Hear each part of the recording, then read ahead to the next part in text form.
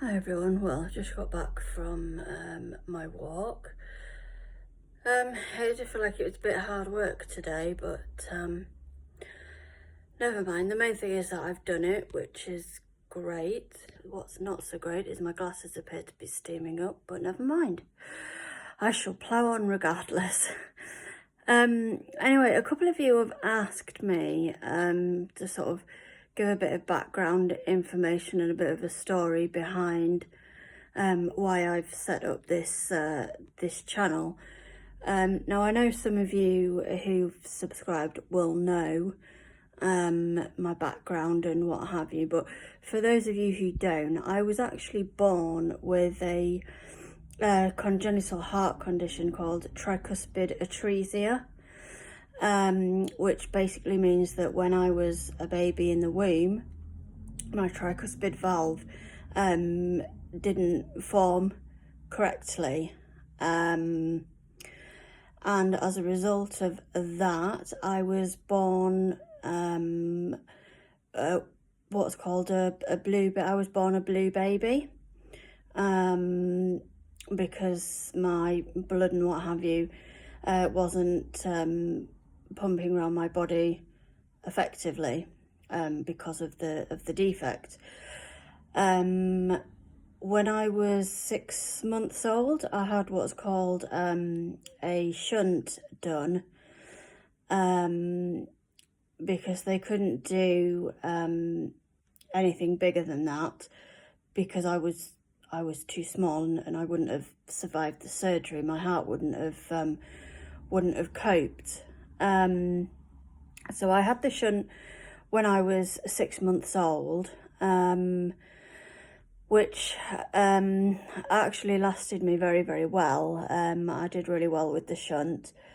And when I was 7 years old, I had a Fontan operation. Now, those of you who aren't familiar with Fontan operations, I'll try to explain it in as best way as I possibly can. But basically what they do is they basically rerouted my arteries, I guess. No, I really should know. I do know this, so I do apologise. But basically my deoxygenated and oxygenated blood, instead of going round separately, which they do in a normal person, so to speak, mine goes round together. And after the Fontan, I then developed pulmonary stenosis, which is common for that to happen, because obviously you improve one thing and you know it then has repercussions on other things in my heart. Unfortunately, after my Fontan, although the surgery itself went very well and it was successful, which is great, the day after my Fontan, I went into cardiac arrest, and I was actually 20 minutes without oxygen. They had to rush me back down to theatre and open my chest again, and they spent 20 minutes breathing for me and manually massaging my heart. I can't even begin to imagine what my parents must have been going through at that point. I do know from bits that I've been told from my family,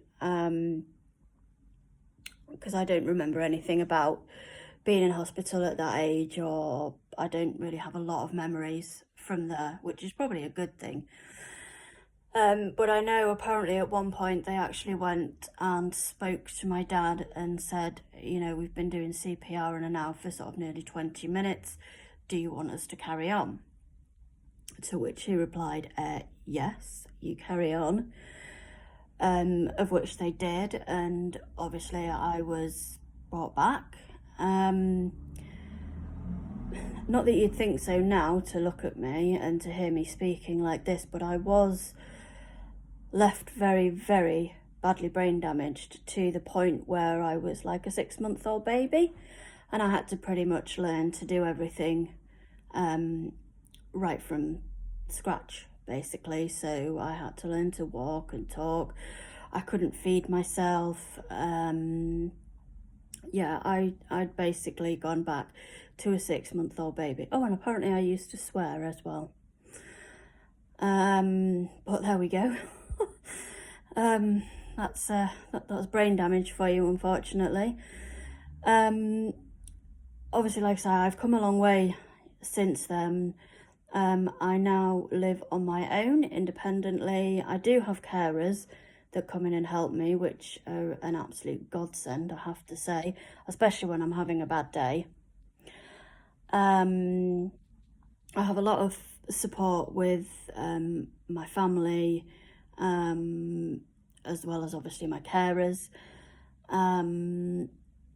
So yeah, and obviously the next stage for me now is going down the transplant route, which is scary and daunting and all those things. But you know, if it goes smoothly, then you know, I will then be able to have a shot at what it's like to have a normal functioning heart, which obviously I've never had before. So yeah, that will be, you know, fantastic. So that's a little bit of background on sort of where my journey started, which was obviously from birth. Yeah, I mean, it's something that unfortunately there is no cure for CHD, for congenital heart defects. Obviously transplant is a huge improvement, but whilst obviously that is a very good, you know, a very good and extremely positive thing, you know, that can have its downsides as well, because you've got all the rejection medication afterwards, and then if you don't tolerate that, or you know, it then affects your other organs, your liver and your kidneys and what have you. I mean, obviously my heart is pretty mashed, but my spleen's enlarged. My kidneys are doing okay. My lungs are all right. They're not fab, but they're okay. So we do already have, you know, have sort of other issues. And I do also have early onset of liver cirrhosis as well. As well as them telling me that I have a blood clot on the left-hand side of my heart when I had my echo in Newcastle, which I was not expecting them to find that. So that was quite a shock. But anyway, things have, well, I say improved. They have improved. They've improved in the fact that I'm out an awful lot more. I'm exercising a lot more. I'm losing the weight, albeit slowly. You know, like I say, it was £1 pound off this morning, which was fantastic. I was really pleased with that. Did I want it to be more? Yes, of course I did. Everybody wants it to be more, but you know, you can't have everything, can you? So yeah, so that's about it really, guys. Anyway, I best not waffle on too much because this video's nearly 10 minutes long now. So I will sign off for now. All those who have subscribed to my channel, thank you so much. I really do appreciate it. The reasons for setting up this YouTube channel is one, because you know, I want to sort of tell my story, and I want to try and give hope to other people as well, not just people that have CHD, but you know, other people that are going through the transplant route, whether it's, you know, for heart, liver, lungs, whatever organ it may be. You know, this road's never an easy one. And, you know, this page is to help people, to support people, you know, and it's just a safe place for you to sort of share your experiences or your worries or, you know, anything like that, really.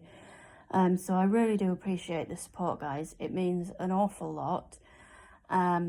So thanks for watching. I'll wrap it up now, and I will be on and I'll do another video shortly. All right, thanks for watching, guys. Don't forget to like and subscribe, and take care. See you in the next video, guys.